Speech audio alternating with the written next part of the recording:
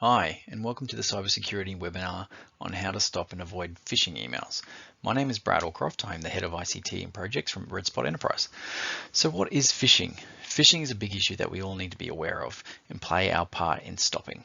It impacts both our organization, but also your personal life as well. In this session, we're going to look at the different types of phishing. Can you spot a phishing email? 10 telltale signs of a phish, and then some tools to help you avoid phishing in the future. Cyber attacks are becoming more prevalent than ever. They are getting even more crafty at getting around cybersecurity defenses. In a recent survey of 3,100 companies across 12 countries, 68% said they have been victim of a cyber attack that breached their network. So that's 2 out of 3 organizations hit by a cyber attack. It's a huge issue, and we all need to take part of the solution. The survey also revealed that 91% of organizations were running up-to-date cybersecurity at the time of the attack. So despite having protection in place, the attackers were able to find a way through. And this is where phishing comes in. Phishing is one of the most popular approaches that attackers use to trick employees into order to get around companies' defenses. In fact, email is the most common way cyber threats get into an organization. In fact, email is the way that 1 in 3 attacks get in, followed by web, so visiting a compromised website, software vulnerabilities, and then USB and removable devices. Phishing is any type of attempt to trick you into doing something to benefit the crooks, usually through email. Overwhelmingly, cyber criminals are interested in money. Either they extort money from you or the company using ransomware or social engineering, or they'll steal data and credentials that can be sold on. And what started as simply phishing has now evolved into 2 main tactics of phish attacks: mass phishing or spear phishing. Mass phishing attacks particularly target you as the individual, your data, your money, your credentials. These attacks are largely opportunistic, taking advantage of companies' brand names to try and lure the brand's customers to spoof sites where they get tricked into parting with their credit card information, login credentials, and other personal information that will be later resold for financial gain. Typically impersonal batch and blast emails, and they're focused on stealing personal data such as login credentials that can be sold on. Now a question for you. What do these brands have in common? Apple, Amazon, and Microsoft. They are the 3 most spoofed brands in using phishing attacks. Their global coverage and high brand recognition makes them ideal targets of cyber criminals in their phishing attacks. The other kind of threat is of the spear phishing variety, where emails impersonating a specific sender or trusted source are sent to targeted individuals within the organizations to try to get them to take certain actions like sending money to a random account. These are usually hard to spot, with spoofed email addresses that look like they're the real thing used to fool you into replying or clicking. They are also particularly targeting businesses. So, can you spot a phish? Which of these do you think is a suspect?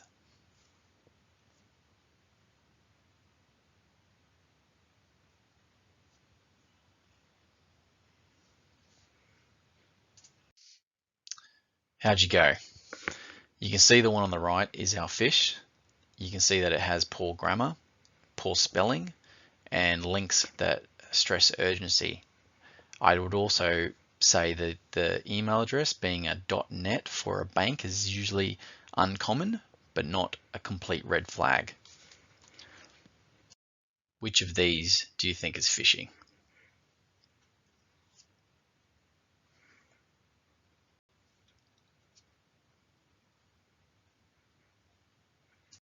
How'd you go? You can see the one on the left has poor spelling with the person's name, has bad formatting, there's a couple of extra spaces in there, and also has some strange wording. The one on the right has the generic salutation, dear customer, instead of dear John. It also has bad punctuation, having a comma instead of a dot, and poor spelling in the last line there. Phishing emails can be very, very convincing. This is an example of a UK TV licensing phish.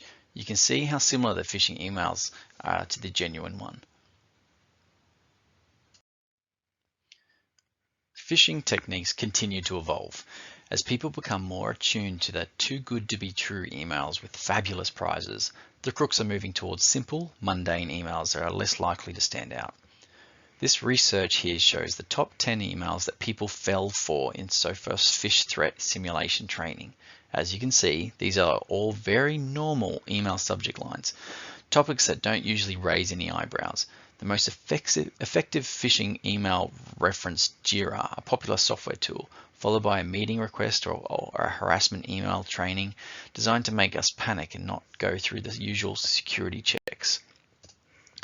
These are just two examples of some types of email listed from the table.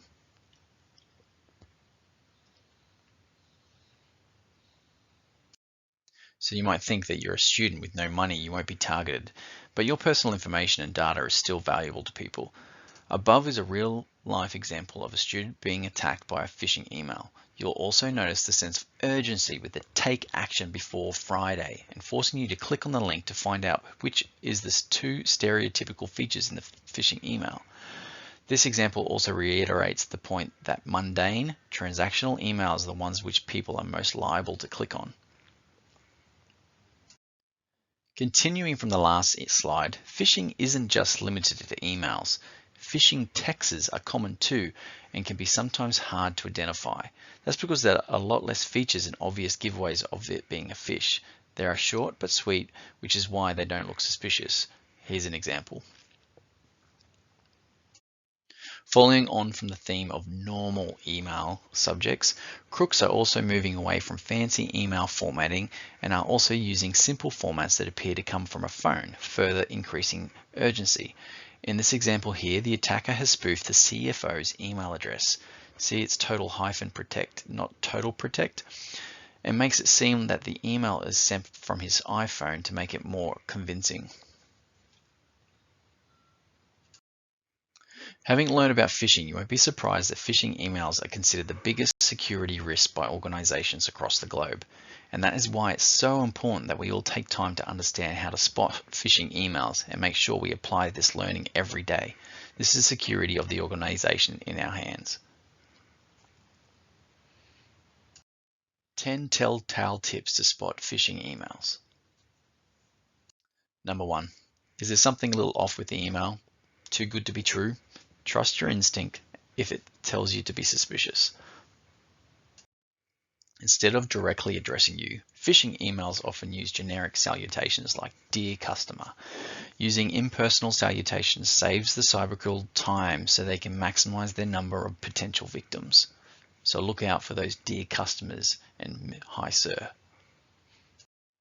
These spoof sites are often very convincing, so before revealing personal information or confidential data, examine the site to make sure it's real.